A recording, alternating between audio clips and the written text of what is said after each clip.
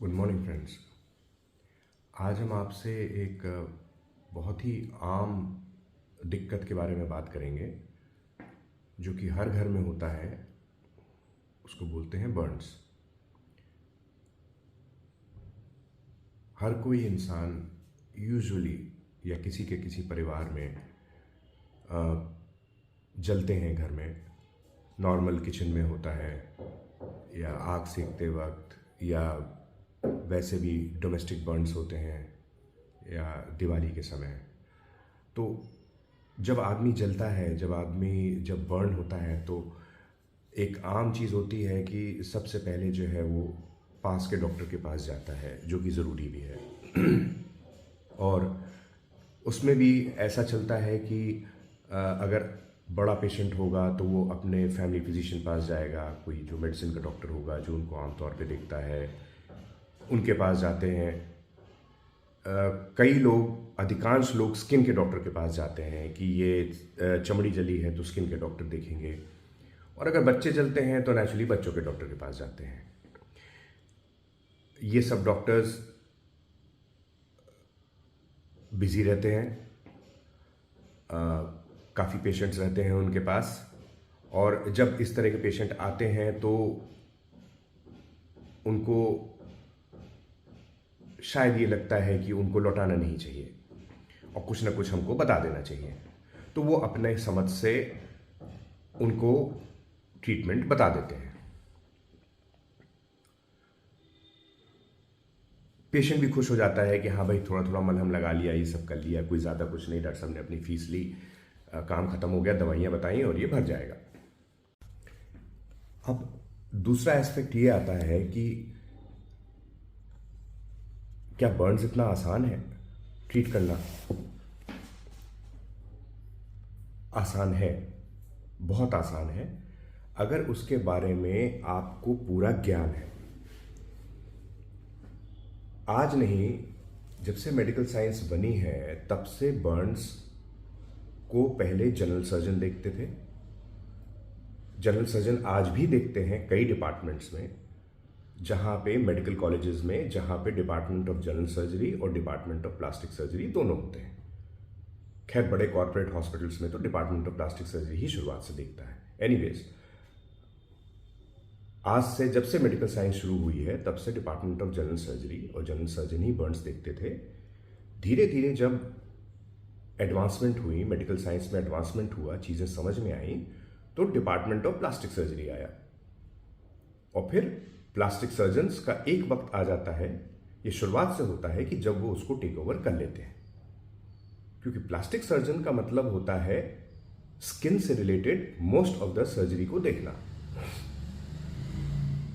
Burns होता है, skin की 3 या 4 लेयर होती हैं, उसके अंदर सारा सेल्स होते हैं, कैसे होगा, क्या होगा, वो सब चीज़ें तो हमको एज अ प्लास्टिक सर्जन पहले दिन ही समझ में आ जाता है कि इसमें क्या होना है। क्यों? क्योंकि you only understand what you have learned. You only see what your mind knows. अगर आपको उसके बारे में ज्ञान ही नहीं है तो फिर आपका ट्रायल एंड एरर मेथड चलता है, जो मैंने अपने पहले अभी बताया कि ये लगा लीजिए, फिर वो लगा लीजिए, फिर एक ये मलहम आता है, फिर उसके बाद दूसरा मलहम आता है। जब 4 दिन बाद पेशेंट आएगा तो तीसरा मलहम आ जाएगा, फिर उसके बाद जब आएगा तो एक नया मलहम आ जाएगा।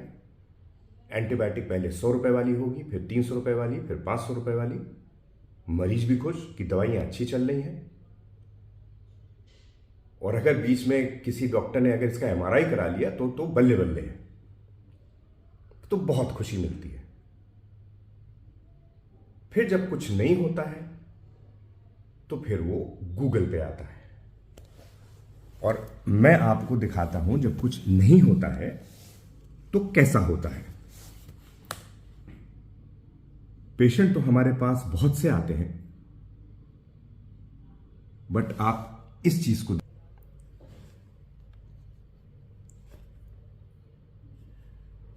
अभी इनका हम आपको वीडियो भी दिखाते हैं, पर आप सिर्फ ये जरा गौर दीजिए इस चीज को।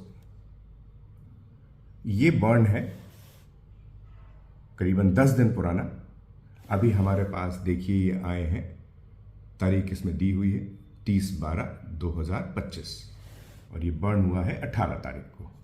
और इनका इलाज बहुत प्यार मोहब्बत के साथ एक चमड़ी के डॉक्टर के पास हो रहा था।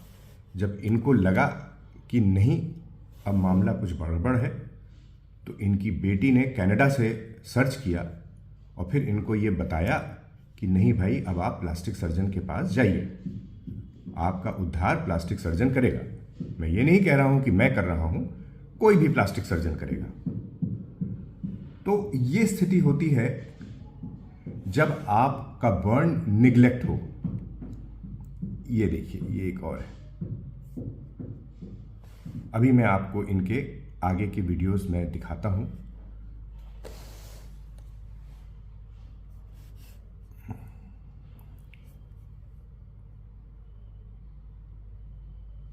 और ये जब मेरे पास आए हैं तो पहले दिन क्लीन करने के बाद देखिए ये इस तरह से आ गया। पहले दिन क्लीन करने के बाद, सिर्फ उसी दिन मैंने क्लीन किया है, सारा डिब्राइड किया है। अब मैं मेडिकल टर्म्स की बात कर रहा हूं, डिब्राइड किया है और वो इस तरह से आ गया है। तो कहने का मतलब ये है, अभी मैं बस ये वीडियो ख़त्म कर रहा हूं और आने वाले कुछ मिनटों में हम आपको इसका एक जो अभी की पिक्चर है वो भी मैं दिखाता हूं आपको। मैंने इनकी 3 ड्रेसिंग की हैं और मैं वो भी दिखाता हूं। कहने का मतलब ये है कि बर्न्स को निग्लेक्ट ना करें, बिल्कुल निग्लेक्ट ना करें, क्योंकि अगर बर्न्स में शुरुआत में ही प्रॉब्लम आ गई तो बाद में आप जितना मर्जी जोर लगा लोगे, उसका निशान वहीं का वहीं रहेगा। हाइपरट्रोफिक स्कार बनेगा, कीलॉइड बनेगा। ये आप लोग गूगल में चेक करिए क्या होता है। और फिर उसका निदान कि अच्छे से अच्छे प्लास्टिक सर्जन के पास भी बहुत कम रहता है। Thank you. 2-3 आराम नहीं हो रहा था इनके दवाई से, फिर भी उन्होंने बोला कि नहीं ठीक हो जाएगा, आप 29 को आइए। हमने कहा दवाई से ठीक नहीं हो रहा। और किसकी दवाई देती है? ट्यूबरक्लोसिस का एंटीबायोटिक।